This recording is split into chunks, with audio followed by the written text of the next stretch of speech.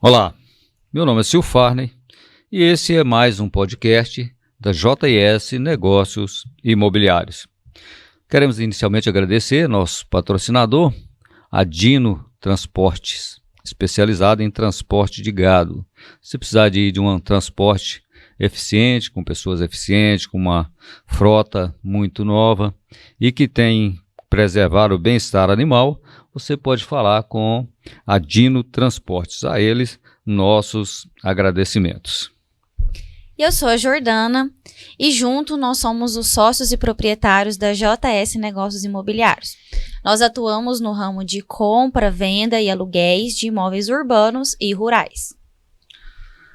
Bom, estou procurando trazer um pouco de informação, não apenas do ramo imobiliário, mas também de diversos assuntos de interesse da cidade. Hoje o nosso tema é segurança e nós estamos recebendo aqui hoje o Dr. Marlon Luz, ele que é delegado de homicídios, mas é especialista em segurança e ele vai nos falar um pouquinho sobre a segurança de nossa cidade. Mas antes, no entanto, quero permitir, Marlon, trazer aqui para você um mimozinho da nossa imobiliária, personalizado. Muito bom, obrigado aí pela gentileza. Prazer estar com vocês aqui, com a Jordana, com o Cláudio, né, o Dr. Sil Farney. Sil Farney ou Sil Farney? Sil Farney. Sil Farney. Isso. Nosso amigo advogado, né, e hoje aí atuando nesse ramo imobiliário tão importante para a nossa região, região tão economicamente ativa, né? E estamos aí para contribuir e colaborar com o debate sobre segurança pública. Tá certo. Obrigado pela sua presença aqui, obrigado pelo Cláudio ali, acompanhando, nos assessorando ali nos bastidores. Jordana. E Marlon, afinal, escolher um imóvel, ele não envolve apenas preço, nem valor, né? Envolve também tranquilidade, proteção da família, uma qualidade de vida. E o que você consegue falar para a gente sobre isso? O mercado imobiliário, principalmente na nossa região, ele é bastante ativo, né? Vários empreendimentos, tanto na questão dos loteamentos, né, que têm sido iniciados, mercado de imóveis novos, né, casas, apartamentos, imóveis também usados, a própria parte de aluguéis. Então, o que a gente tem visto muitas das vezes, tanto na nossa experiência de titular de unidades delegacias em geral que cuidam de crimes diversos e também nos plantões policiais, de alguns golpes relacionados a imóveis, né? Então, tanto daquele que se apresenta como proprietário, muitas das vezes, de determinado imóvel, e aquele comprador, um pretenso inquilino, não tem os cuidados necessários, né? Sobretudo em termos documentais, para verificar se aquela pessoa mesmo é titular daquele imóvel, daquela propriedade. Então, nós temos casos em que, muitas das vezes, o golpista ele vai, se apresenta a uma imobiliária, no interesse, por exemplo, no aluguel. E aí ele pega as chaves daquele imóvel, certo? Para verificar. Muitas vezes o corretor, sem tempo, não acompanha, né? Para verificar, e ele se apresenta para terceiro como proprietário daquele imóvel. Negocia, muitas das vezes, o aluguel, né, daquele imóvel, possibilitar até o adentramento dessa pessoa, desse pretenso inquilino, nesse imóvel, e muitas das vezes pega a própria imobiliária de surpresa, né? O que efetivamente essas pessoas devem checar? O real proprietário desse imóvel, né? Verificar, ou seja, com os vizinhos, ou no próprio mercado de compra e venda, através do cartório de registro de imóveis, né? Então, nós temos também essas falsas vendas por falsos intermediários. Então, há uma venda por parte da imobiliária ou de terceiro que publica nas redes sociais, a fotografia do imóvel, a localização do imóvel, e esse interessado busca, obviamente, ali o contato, mas muitas das vezes o golpista também usa essas imagens desses imóveis para fazer uma venda ou buscar intermediar essa venda. E muitas das vezes recebe de forma antecipada alguns valores para iniciar o negócio, né? Garantir ali um contrato de compra e venda, uma garantia do imóvel, e as pessoas também, por falta de cautela, cuidado, negociam, realizam essa transferência sem saber se efetivamente aquela pessoa é proprietária daquele imóvel. Entra aí também você confiar na pessoa que você está olhando esse imóvel, saber direitinho, conhecer, conversar e saber, não, quem vai me mostrar o imóvel, você perguntar.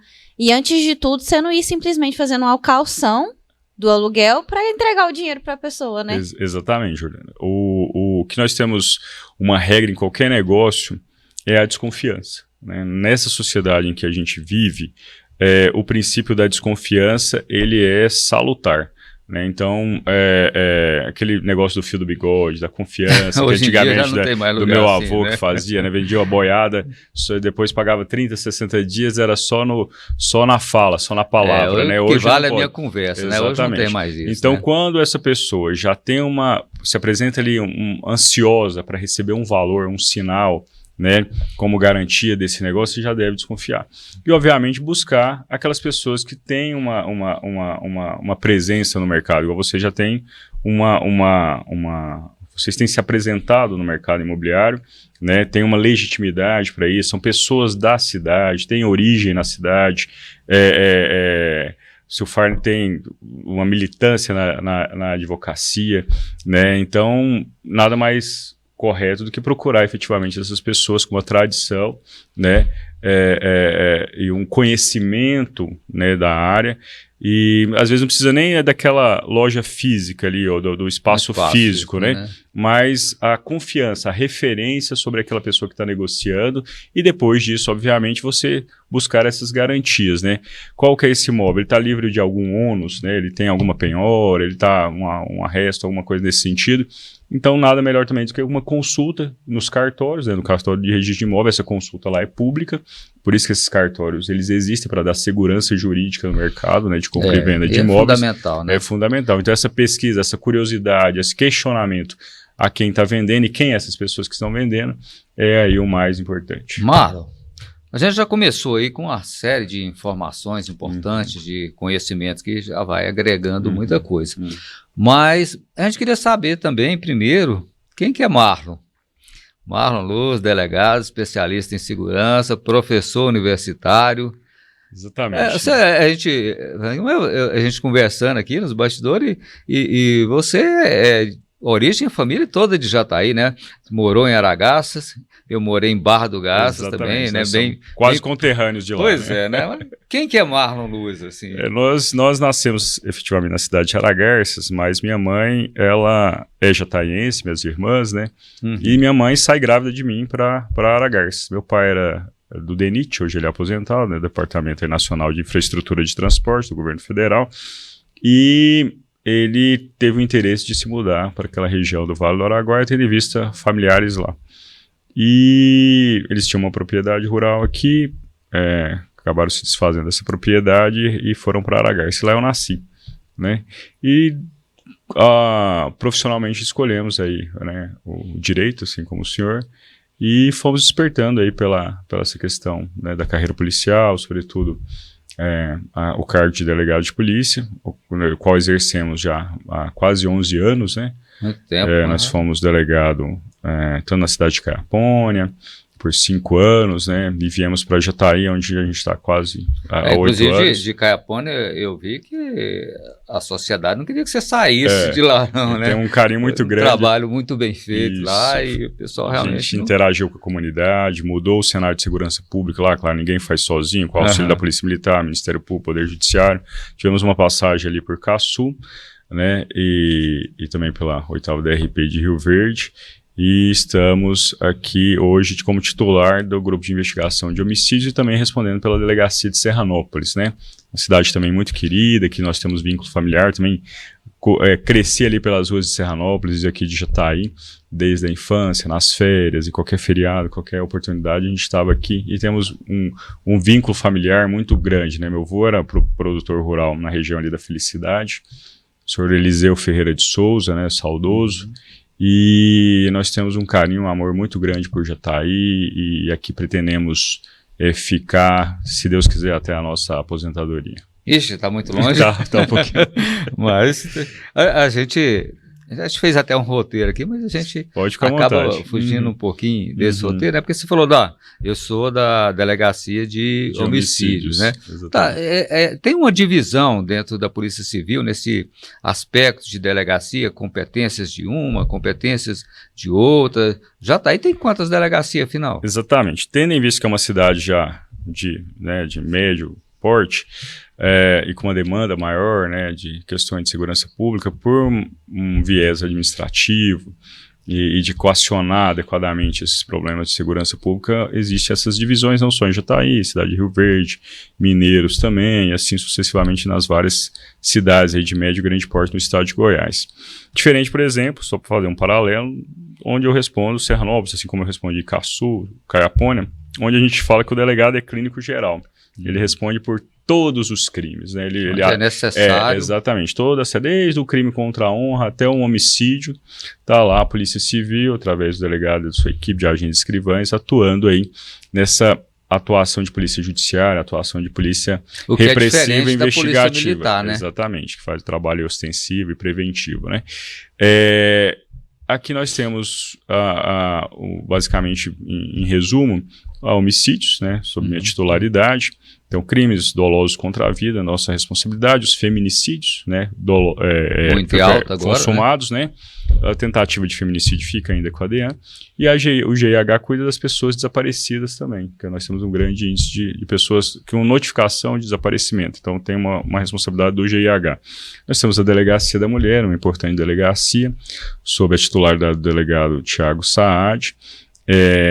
Nós vivemos uma epidemia de violência doméstica familiar contra a mulher no país todo, não é uma realidade só de Jataí. Nós temos o GEIC, que é o Grupo Especial de Investigações Criminais, né? Então ele cuida de crimes patrimoniais ou estelionatos de uma maneira mais macro, né? Os crimes mais complexos nesse sentido, tirando esses outros que eu já falei.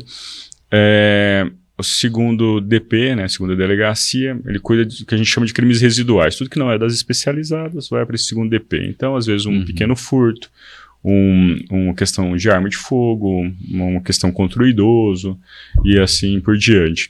Primeiro DP, que cuida do plantão do expediente e de denúncias também de Disque 100, Disque 180 e ali dos termos circunstanciais de ocorrência, nos delitos de menor potencial ofensivo. Então, fica a cargo do primeiro DP. E nós temos o nosso delegado regional, Dr. Luiz Gonzaga, que cuida toda essa parte administrativa, coordena tudo, né? Então, toda essa estrutura da Polícia Civil na Regional de Jataí é o nosso delegado regional, cuida de 13 cidades. 13 cidades, 13? Muitas delas têm unidade policial física e as suas equipes, e as cidades circunvizinhas, essas unidades também atendem, né? E o plantão policial, que ele é 24 horas dentro do expediente primeiro DP e depois, a partir das 18 horas até 8 horas do dia seguinte, ou nos finais de semana às 24 horas, os delegados do expediente fazem um revezamento no plantão. Em resumo, é isso. Um resumo bem grande, né? É bem grande. Uma área bem extensa. Mas, Marlon, como que o senhor avalia a evolução da segurança de Jataí nos últimos anos? Jataí viveu momentos difíceis, né? E eu acompanhei não só por ter esse vínculo com a cidade, e também por eu estar ali do lado, Caiapônia. Caiapônia sofreu os reflexos dessa violência em Jataí. Né? Nós vivemos tempos de terror, basicamente, urbano, né? Sitiados aí, né? Exatamente. Muitos assaltos, né? Incêndios aí no sentido de veículos, né? Ou do próprio transporte público, muitas vezes para aterrorizar a comunidade. A mão do crime organizado. Exato, afrontando o Estado, né? Demonstrando força. Só que Goiás, tradicionalmente, as polícias, elas não aceitam esse tipo de desaforo. Né, elas fazem sim um enfrentamento e o crime sempre perde. E tem sido essa realidade, né, uma revolução basicamente com o governador Ronaldo Caiado, que deu legitimidade mais ainda para as forças policiais atuarem. Bandido aqui não se cria, né? Deu um recado, né, ou se muda de profissão ou se muda de estado, né, e isso efetivamente aconteceu. E nós vivenciamos que, por exemplo, quando houve essa repressão aqui, esse contraponto, né, da segurança pública em relação à criminalidade, muitos migraram para Caiapônia na época. né? Traficantes, homicidas e tal. Só que nós fizemos um ping-pong lá. Né? Então, quando nós observamos essa migração, nos reunimos com a Polícia Militar e também fizemos uma repressão a essas pessoas que estavam migrando para a cidade de Caiapônia. Eles mudaram para outro lugar que eu não sei onde, né? Mas Caiapônia eles não ficaram. Então, nós percebemos hoje o quê? Uma efetiva sensação de segurança na cidade de Jataí.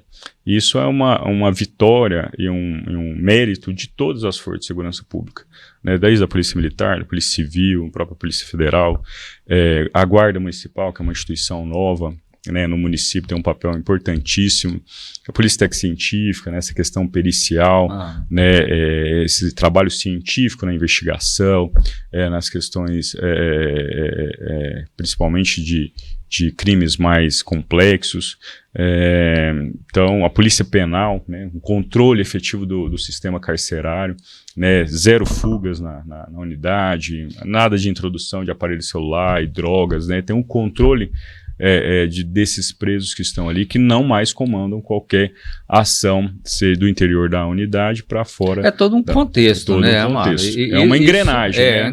Tem que funcionar. Exige muito também uma participação efetiva do próprio judiciário, né? Do próprio judiciário. Do executivo também, enquanto criar condições para esses trabalhos também, né? São grandes parceiros, né? O executivo tem dado suporte, né? Todos os gestores basicamente sempre apoiaram as forças policiais, inclusive com aporte financeiro, né? Da mesma forma, o judiciário, sendo célere nas representações, nas decisões de representações por prisão, busca e apreensão, nas próprias condenações, exatamente, né? Nas próprias condenações, né? Com penas severas, tendo um rigor nessa questão de liberar ou não um determinado preso, a própria análise de progressão do regime, o Ministério Público também, muito atuante, né? Inclusive destinando também recursos para as forças policiais, diante de certas carências. Então, assim, Jataí, eu vou dizer que é um modelo, é um exemplo, não só para o estado de Goiás, mas como para o país, nessa questão de segurança pública e essa harmonia de relações. A gente pode dizer, então, que nós somos privilegiados nesse aspecto, privilegiados. Você vê, por exemplo, dos últimos, né, não é da minha unidade, mas a gente acompanha muitas das vezes ali no plantão, ou os próprios colegas. Os roubos que tiveram recentemente, né, então aquela subtração de patrimônio mediante violência ou grave ameaça, tiveram uma resposta imediata, prisão, ou muitas das vezes, diante de um confronto, o óbito desses marginais. E você não vê esse cenário na cidade mais. Então você não tem notícias assim, roubou um posto de combustível, roubou uma residência, entraram numa propriedade rural. Muito raro. Pegando um gancho nisso aí só, também assim, a gente vê que realmente a ação tem sido muito rápida, né, Mário? Então, a gente percebe, ultimamente teve até homicídio e tal. Com resposta rápida. De um motorista de aplicativo. E a polícia, 2, 5 dias depois, já está resolvendo, aquilo já está solucionado. Todos os casos foram menos de 48 horas. A médio prazo, não, é a curto prazo a solução que está chegando, né? É uma metodologia que tem sido introduzida, né? Isso traz uma segurança muito grande tanto pela Polícia Militar, Polícia Civil, de dar uma pronta resposta e de não esperar. Tá certo. Mas falando um pouco assim da cidade em si, pensando em um bairro e aspectos de segurança de um bairro, assim, o que você indicaria que é interessante uma pessoa analisar sobre determinado bairro? Já está aí hoje, praticamente todos os bairros, a segurança está geral, né? Sim. Mas com relação a bairros, tem uns mais seguros do que outros, não tem, Marlon? O Jataí tem essa questão, com o tempo, teve um tempo que havia essa perspectiva de que determinado bairro era perigoso, determinado bairro tinha um maior índice de criminalidade, mas isso com o tempo se dissipou também, né? Hoje nós temos basicamente todos os bairros da cidade, como é uma cidade muito rica, muito pujante nesse aspecto do agronegócio, que movimenta recursos, né? Uma cidade que tem investimento por parte do poder público, né? De urbanização, né? Então você não tem rua sem asfalto, você não tem rua sem iluminação pública, você tem a questão de uma limpeza urbana adequada, então tudo isso colabora para que todos os bairros sejam seguros basicamente para se viver, para você investir, né? Então, na minha concepção, do que eu acompanho no plantão, eu tive experiência também por delegacias do patrimônio, né, que era o GPATRI, que foi absorvido pelo GEIC, não existe mais essa questão de um bairro perigoso ou um bairro mais tranquilo. A gente já está aí nessa questão imobiliária, por exemplo, de furto e roubo à residência, né? Até esses índices diminuíram na cidade. Mas hoje só uma questão de logística, mesmo, localização, segurança, de investimento. Agora, de regra geral, todas as viaturas vão em todos os locais, então não existe isso de área conflagrada, onde o poder público não entra, não tem área dominada. Então, o patrulhamento ocorre por parte da Guarda Municipal, da Polícia Militar, a Polícia Civil vai em qualquer lugar, cumpre mandado em qualquer lugar, né? Você vê que segurança pública não é só polícia, né? Você pega questão de um Rio de Janeiro, que é o espectro mais grave da questão da violência urbana no país. Por exemplo, onde você não tem uma assistência do poder público numa coleta de lixo, isso afeta a segurança pública. Quando você vai lá e não consegue a concessionária de energia elétrica cortar uma energia ou instalar um poste ou fazer alguma coisa... O marginal, ele sente que ali tem uma ausência do poder público, né? Exatamente. Então ele domina. Então ele vai controlar, ele vai dominar aquela comunidade, né? E Goiás, como um todo, mas pegando Jataí, não tem um local onde o poder público não se faz presente, seja no aspecto da saúde, da educação, da limpeza urbana, da coleta do lixo e, obviamente, da presença da Polícia Militar. Nós temos um exemplo claro dessa presença da segurança pública em qualquer lugar, a instalação da Guarda Municipal recentemente, né, ocupando um espaço que historicamente tinha um cenário mais agravado de violência, hoje ocupa ali uma região que também tem recebido investimento comercial, né, melhoria da área urbana, né, com construção de avenidas e tal. Então, Jataí não existe essa questão de um bairro mais perigoso, ou do mais violento, ou que o cidadão não possa investir ou adquirir um imóvel, né? Então, todo lugar aqui em Jataí pode investir, pode adquirir seu imóvel e com certeza com o tempo ele vai se valorizar. Segurança garantida. Exatamente. É muito bom saber que essa ideia de assaltos em Jataí temos quebrado isso, né? Mas assim, em relação a ocorrências, quais são as ocorrências que vocês mais recebem nessas áreas residenciais? Interessante isso também, porque, por exemplo, quando nós tínhamos muito questão de furto, né, a residência, então o arrombamento daquela residência, principalmente na ausência do morador, até isso houve uma redução, mas era a estatística maior. E nós temos vários fatores, é multifatorial essa questão, por mais que a gente ache que não, é um ladrão que entrou lá na residência para subtrair. Mas por que ele entrou lá? Por que ele escolheu essa residência, né?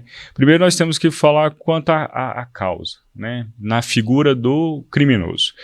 Quase sempre, né? Uma porcentagem muito elevada, para não dizer 100% dos furtos à residência, ou seja, aquele adentramento sem a presença, às vezes, do morador, né? Sem qualquer violência, sem qualquer ameaça, né? Por isso que é essa diferenciação do furto e roubo. Exatamente, do furto e roubo.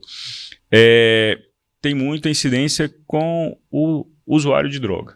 Então, o usuário de droga, né, ele vive em função da aquisição da substância entorpecente para alimentar o seu vício. Então, quase sempre ele é uma pessoa desempregada, ou que perdeu o emprego até pelo próprio vício, e ele mal se alimenta muitas das vezes, ele quer simplesmente usar o entorpecente, sobretudo o crack, que é muito viciante. Então, ele vai usar 10, 12, 15 pedras por dia, vamos colocar 20, 30 reais, e ele não tem esse recurso. Então, muitas das vezes, ele busca ali no começo pedir, né, alguma coisa, o único objetivo, vive em torno disso. Aí o vício, né? Exatamente. E qual a alternativa vai surgir para ele? Com todos os riscos, né? Entrar numa residência e subtrair algum valor. Primeiro, ele vai buscar o quê? Às vezes, um descuido da pessoa ali, de um transeunte, alguém no comércio. Mas não tendo jeito, ele vai adentrar uma residência. Nós tivemos ali uma residência que foi furtada, inclusive, no meu plantão, há muito tempo atrás, só para você ver que a estatística está muito baixa, ali perto da Academia Buriti, né? Uma casa ali nobre, né? O muro alto, tinha cerca elétrica, tudo, tinha monitoramento. E o usuário, ele não se inibe com isso, certo? Ele não se inibe com esse tipo de risco. Por quê? Porque ele vive em função dessa questão do consumo da droga. E ele entrou nessa residência, subtraiu lá cerca de 300 joias de uma moradora, houve uma eficiente resposta da Polícia Militar, da própria Guarda Municipal, e houve a prisão dele, identificação pelas câmeras, ele era muito conhecido já, e a recuperação da integralidade dessas joias. As 300 joias foram restituídas a essa moradora. Então, para você ver que essa dinâmica não envolve só segurança pública, envolve um fator que é de saúde pública. Então, essa questão do usuário de drogas não é um fator de segurança pública somente, deve ser solucionado também por políticas públicas de recuperação desse usuário, de tratamento desse usuário, que também tem sido uma preocupação da Secretaria Municipal de Segurança Pública. E aí... Uma curiosidade que não está, assim, muito vinculada, mas o índice de usuários de drogas em Jataí é muito alto? Não, eu não preciso nem eu falar, você percebe pela rua. Você andando na rua, você não vê. É. E quando eles estão aí, às vezes um morador de rua, alguma coisa que ele é usuário, quase sempre, ele não é vinculado com a cidade, ele não tem raiz em Jataí, ele é migrante. É o transeunte. Né? É transeunte, né? Exatamente. Então, às vezes ele pratica um furto aqui, ele não quer ficar aqui, obviamente para não ser identificado, ele vai para outra cidade. E assim sucessivamente. Nós tínhamos muito isso em Serranópolis, e aí nós tínhamos uma política lá de repressão a isso com a polícia militar, pessoas que ficavam muito ali na rodoviária da cidade e tal, então a gente tem catalogado, tem identificado, muitas vezes é um foragido da justiça, então isso inibe também essa política ostensiva, às vezes feita pela guarda municipal, pela polícia militar, até a polícia civil também identificar ali que pode ter um foragido, então isso é muito importante. E outro fator, a urbanização da cidade que eu falei. Então, o local, nós temos uma teoria no direito, fala-se teoria das janelas quebradas, né? Então, qualquer ambiente degradado, que não é preservado, que não tem uma iluminação, que não tem uma poda numa praça, ele é um local que quase sempre vai resultar na aproximação ou na ambientalização desses marginais naquele local. Né, porque ele gosta daquele ambiente confortável para ele, escuro, sujo. A facilitação. Né? Então, quando o poder público cumpre o seu papel, e tem cumprido bem, de urbanizar a cidade, de iluminar bem as praças, de podar as praças, de manter aquilo higienizado e a população ocupar aquilo, você inibe a presença desse tipo de gente. Não só isso também, mas eu tenho percebido que a prefeitura tem notificado os proprietários para cuidar dos seus terrenos, manter sempre aparado. Exatamente. As casas que estão abandonadas, demolir para não ter moradores e tal. Então a cidade também tem cuidado disso, né? Perfeito. Nós tivemos um tempo no GENARC, que era a unidade de repressão a drogas, hoje, né, com o brilhante trabalho aí do Dr. Carlos Menezes e a equipe dele. Nós tínhamos, não sei se vocês lembram, uma casa no centro da cidade, do lado da prefeitura. Era um sobrado, hoje virou uma parte comercial lá. Sim. E ele abandonado por muito tempo, era uma questão familiar lá de inventário. Que até eu lembro lá que de cima do eu lembro que se eu não me engano, era uma Paraty. Isso, lá muitos uma anos. poeira danada, e lá virou um local, né, que a gente chama de mocó, né, de uso de droga e tráfico de droga lá. E conflagrava ao redor alguns roubos, pequenos roubos e furtos, porque era um ambiente propício. E nós fizemos uma ação na época, né, de busca e apreensão naquele local. Pedimos um auxílio da prefeitura, a prefeitura na época limpou o local e nós encaminhamos um ofício ao Ministério Público, porque o Ministério Público ele tem uma obrigação dessa questão do cuidado urbanístico da cidade. Então o Ministério Público pode atuar, muitas das vezes, intervindo para que haja uma demolição, por exemplo, daquele imóvel, caso um risco social, exatamente, ou que a família, né, ou o inventariante ali, os familiares, possam dar uma destinação econômica ou de qualquer outra natureza até desapropriar, o poder público desapropriar, exatamente. Então o poder público tem feito isso muito bem, notificar isso. Pensa já está aí, ou qualquer cidade, se todo cidadão, todo proprietário de imóvel cuidasse efetivamente do seu imóvel, como é que você mudaria o cenário urbano? Porque ele acha muitas vezes que é responsabilidade do poder público. Ir lá roçar, cuidar da calçada, né? Não é responsabilidade do poder público. O cara que paga IPTU, exatamente, tá beleza, não é. O que o município pode até fazer o quê? Ele faz a roçagem, notifica e cobra aquela roçagem. E tem que ser, né? E tem que ser. Então a população tem que colaborar com isso, porque isso é segurança pública também. E aí, interessante que nessa questão que você falou de furto, a gente também não pode negar que há uma participação, às vezes, da sociedade com isso também, né? Hoje cedo eu estava vendo no jornal, por exemplo, o cara roubou uma aliança e rapidamente ele vendeu. E aí nós temos a figura do receptador. Né? E muitas vezes as pessoas querem ganhar em cima disso também, né, cara? E isso não é assim, pessoa distante da gente, é longe. Não, infelizmente não é, né? Igual nós temos o famoso Roubalto em Goiânia, né? E por aqui também a gente tem, se não tivesse esse receptador, que acaba participando disso, é um crime também, Sim, de receptação, sim, né? sim. Também poderia não ter esse furto, por exemplo, para compra de entorpecente, etc. Ele está, logicamente, vinculado ao quê? A um receptador. Exatamente. Né? Às vezes eles já sabem até para quem vender, né? Já tem um destinatário certo, né? Então a sociedade, de certa forma, às vezes participa com isso também, né? A população, ela é coautora de muitos crimes, a sociedade em geral, né? Ela muitas vezes tem um discurso moralista, tem uma cobrança do poder público, das forças policiais, do judiciário, do Ministério Público, da própria prefeitura, né? Mas qual a parte que ela tem feito? Né? Essa questão dos lotes, eu acho que é o mais claro isso em Jataí. Isso até na questão da dengue. Sim. Então é uma questão de saúde pública, segurança pública, envolve muitos fatores. Então, se você tem aquele imóvel, você tem que ter uma responsabilidade com aquele imóvel, não só pela preservação do seu patrimônio, você tem uma responsabilidade com o seu vizinho. Né? O seu vizinho é afetado pela sua conduta ali. E nessa questão da receptação também, você está alimentando esse mercado de furto e roubo, que para você ter um desconto ali, ou pegar um objeto para você ter um lucro momentâneo, que amanhã depois você vai ser vítima também, talvez, desse mesmo ladrão aí, né? Marlon, falando em segurança e local de habitação também, hoje fala-se muito em condomínio fechado, sim, né? Tem tido demais e Jataí não é diferente, né?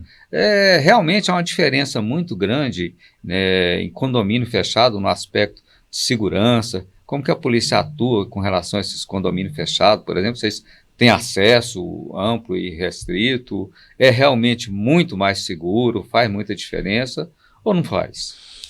Os condomínios, eles ganharam essa propulsão no Brasil por conta, né, da violência, né? Houve essa opção, principalmente para, né, as famílias com melhores condições, a classe média alta, classe alta, buscaram essa comodidade, esse conforto, né? Claro que você também tem, às vezes, condomínios de menor custo também. Seria mentira falar que não são mais seguros, né? Você tem um ambiente que tem um monitoramento, né, 24 horas ali por câmeras, você tem vigilantes armados, né? Exatamente. Você tem um controle de entrada e saída de pessoas naquele ambiente. Quase sempre você tem muros altos, né, com cerca elétrica, com concertina, né, com todo o sistema ali de segurança que envolve esses condomínios. Então, é inegável que é um ambiente mais seguro, mas também não está imune a qualquer ação criminosa quando é mais planejada, até obviamente. Porque tem gente de toda índole em qualquer lugar, exatamente, né? Exatamente. Complicado isso. Vamos pegar não os condomínios horizontais, mas os verticais. Os verticais quase sempre são vítimas de algum tipo de furto ou roubo. A gente tem visto muito isso, Por quê? Porque muitas vezes a fragilidade, o mau treinamento dos auxiliares ali, né, dos colaboradores, o porteiro, ou a própria negligência do morador, né, o descuido dele no abrir e no fechar um portão, seja de pedestre ou da entrada de veículos, né, o prestador de serviço, ele negligencia a presença de certos prestador de serviço ali, não acompanha até a saída, a chegada. Muitas das vezes alguns grupos mais especializados, eles alugam algum imóvel para depois praticar furto em vários outros imóveis, então acompanha a rotina do prédio, qual a fragilidade do prédio, analisa o sistema de vídeo monitoramento, muitas vezes desliga esse sistema de vídeo monitoramento. Tem até prédio que nem aceita hoje, por exemplo, o Airbnb. Exatamente, né? exatamente. É um risco muito grande, Né? Não aceita, inclusive, nem a própria locação normal, né? mais convencional. E é sim um fator de risco. Nós temos também, nos condomínios horizontais, não em Jataí, mas casos, obviamente, principalmente de roubo, né? Então, às vezes, o domínio ali da vigilância armada, se obviamente você chegar com maior número e maior poder de fogo, aquela vigilância armada ela vai se render, mas há um risco, obviamente, para quem se propõe a fazer isso, né? Mas aquele ambiente ali já de pânico que se gera às vezes numa portaria, um conflito, um confronto ali, vai despertar o acionamento por algum morador da força policial, não vai passar desapercebido. Então é um risco, quase sempre não deu certo ou não dá certo, né? Então, muitas vezes o bandido vai pagar para ver. Não é o foco, né? Não é o foco, não é o foco. Aquilo que eu falei, o marginal, ele busca aquilo de menor risco para ele. né? Ele vai buscar aquele ambiente ou aquela conduta deles que vai gerar menor risco. E o condomínio hoje, sem dúvida nenhuma, é onde ele vai ter mais risco, ou de um confronto armado, ou de um acionamento mais rápido das forças policiais, e ele vai ter dificuldade, inclusive, às vezes, de sair daquele ambiente. Ele vai ser facilmente identificado, o veículo que ele está, porque tudo é monitorado lá. Mas se, obviamente, a pessoa tiver uma condição financeira, é sim uma grande opção para morar, se o aspecto de segurança pública for fator preponderante para essa família. Mas falando de Jataí, não vejo necessariamente você morar num condomínio para você ter segurança. Isso é muito bom, né? Não precisar de uma segurança extra, porque a cidade é bastante segura. E eu gostaria de agradecer ao Dino Transportes, nosso patrocinador do episódio de hoje, especialista em transporte de gado. Então, caso você precise transportar o seu gado com bastante segurança, fala com o Dino Transportes. E Marlon, aproveitando o que você falou, né, já que Jataí é uma cidade bastante segura, mas assim, você acha que alguns itens básicos fazem diferença, como alarmes, iluminação extra, portões adequados? Eu digo que a melhor segurança, dois fatores são de maior segurança para uma residência, né? Vamos colocar quem está morando aí nos bairros, numa casa. Primeiro é sua rotina de segurança. O que você tem feito ali? A oportunidade faz o ladrão. Exatamente. Também, né? Então, você tem trancado os portões? Você tem observado quando você vai entrar e sair da residência, né? Se tem alguém estranho, se tem alguém observando. Quando você contrata um prestador de serviço para ir na sua casa, você tem referência dele? Rapaz, mas Jataí hoje está tão tranquilo que a gente esqueceu dessas regrinhas básicas. Exatamente. Você baixou a guarda, né? Passar na porta, olhar se não tem nada, voltar, entrar. Hoje a gente chega, eu paro lá em casa, abro o portão, entro, fico lá dentro da garagem com o portão aberto. Perfeitamente. Não pensa em perigo. Perfeitamente. Mas nós temos que ter aquela regra do escoteiro, né? Sempre alerta. Porque uma hora a gente tem um marginal que está migrante aí, passando pela cidade, não sabe que ele vai, muitas das vezes, ter a resposta adequada aqui nessa questão de segurança pública, ele vai arriscar. Então, é a regra do escoteiro, sempre alerta. Então, primeiro agente de segurança nessa questão residencial é o próprio morador. O próprio cidadão. Então, ele ter esses cuidados básicos. No segundo ponto, aí, obviamente, você vai ter que gostar de animais, né? Eu acho que o cachorro é um fator muito bom de segurança pública. Por quê? Principalmente nesses ladrões, nesses usuários de droga. Ele teme a figura do cachorro ali de médio e grande porte, porque é um fator que dificulta para ele. Né? Ele não se inibe muitas vezes com câmera, que é importante também para identificar depois sobre alguma coisa. Ser reconhecido ou não, exatamente. Né, a concertina, a cerca elétrica, o alarme, né, vai disparar, vai chamar a atenção. Você vai, muitas vezes, hoje você acompanha pelo celular como é que está a sua residência, vai ser notificado aqui, alertado pelo celular, é importante. Mas eu vejo o cachorro, eu tenho uma experiência de várias pessoas que às vezes chegaram na delegacia. Nós tivemos acho que há 4 anos atrás, eu estava no G4, eu acho ainda, e nós tínhamos um grupo de menores, de 4 a 5 menores, que estava atuando muito na cidade, inclusive ali na região da Vila Fátima.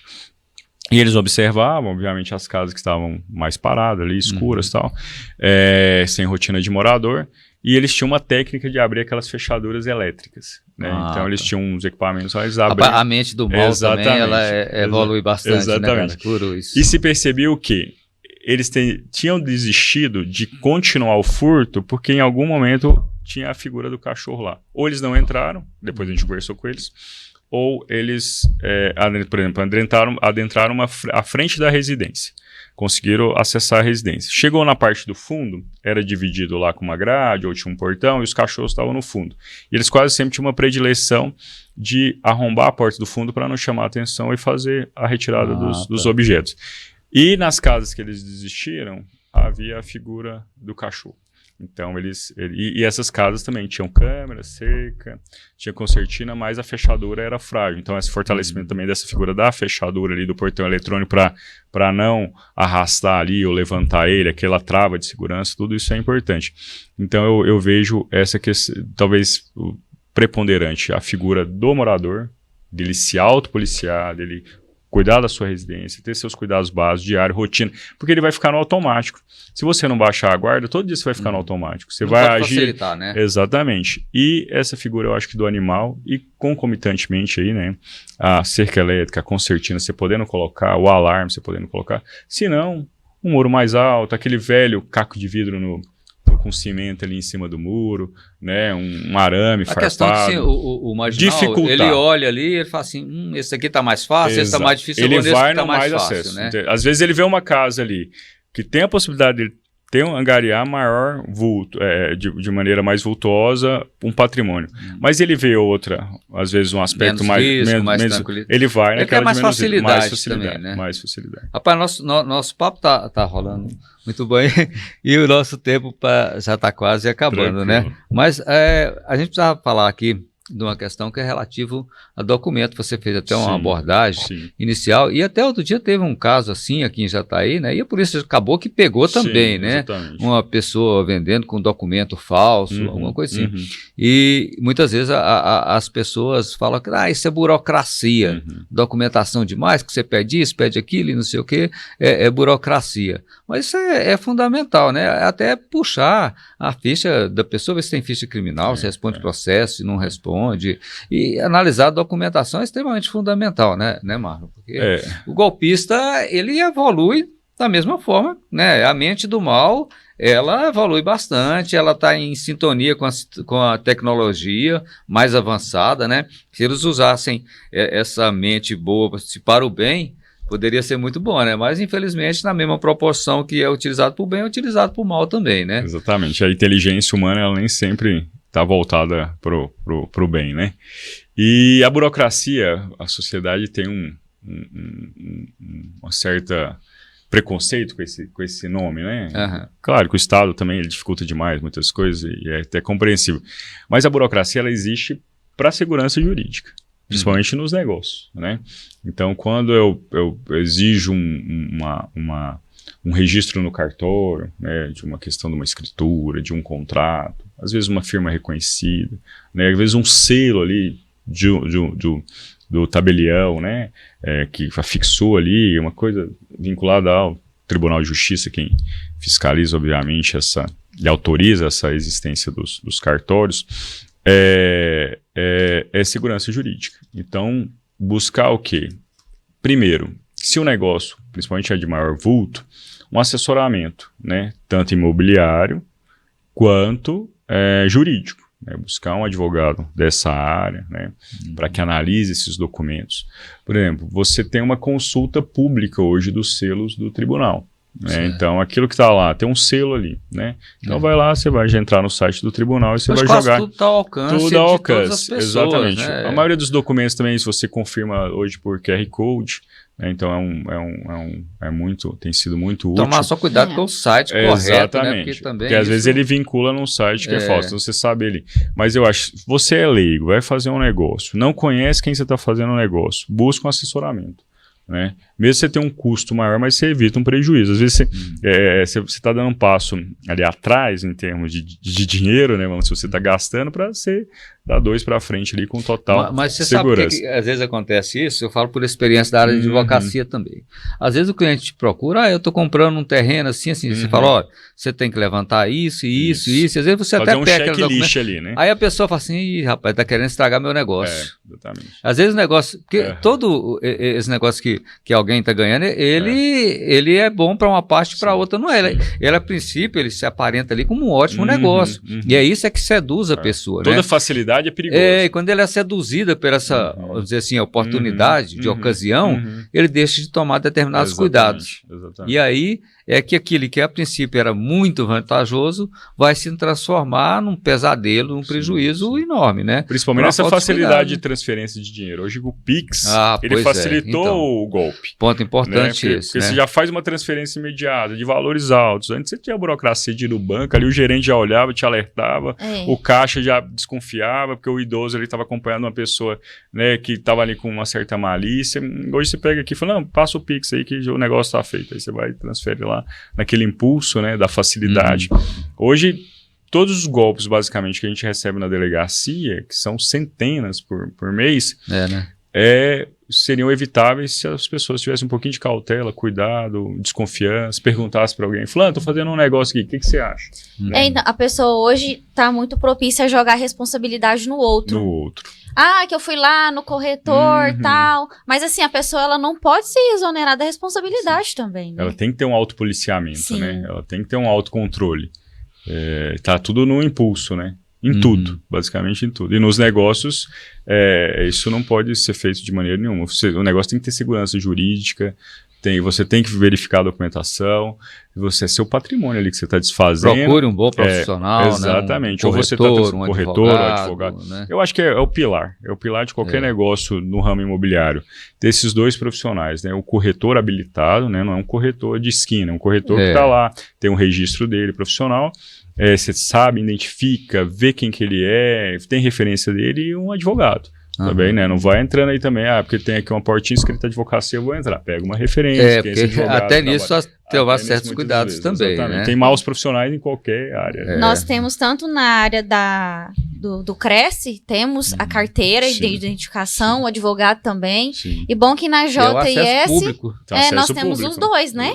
Temos a carteira de ambos e o advogado. Então isso dá uma garantia melhor pro cliente. Quase sempre vocês particularmente já estão aí com esse time, né? Mas grande parte das imobiliárias também tem esse assessoramento jurídico, algumas dão, né?